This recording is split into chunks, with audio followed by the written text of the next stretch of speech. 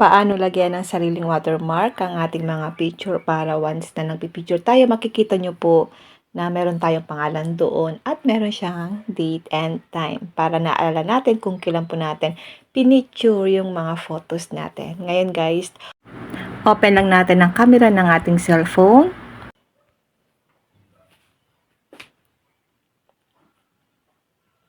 Halimbawa, ayan. Mag-picture lang tayo guys. Then, i-check natin kung meron na siyang watermark. So, ayan guys, makikita nyo po na meron siyang nakalagay na yung brand ng aking phone at meron siyang pangalan ng aking page at year, month, date, at time. So, paano po ba yan guys ginagawa? Ngayon, back lang natin. Tap lang natin ang settings icon sa taas.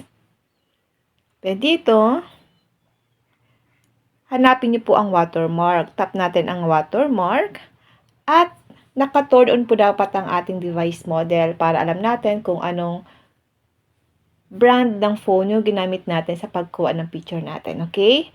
Tapos, itap lang natin. And then, dapat po naka-turn on din ang date and time para alam natin kung kailan po natin kinuha or tinake yung picture. Then, tap lang natin ang costume. Dito po sa costume, pwede din nyo pong ilagay dito yung pangalan nyo. So, sa akin guys, ang nilagay ko po dito is yung pangalan ng aking Facebook page. Then, kapag okay na yan, tap nyo na po yung check. Ganun lang po guys kadali kung paano po natin guys lalagyan ng sariling watermark ang ating mga picture.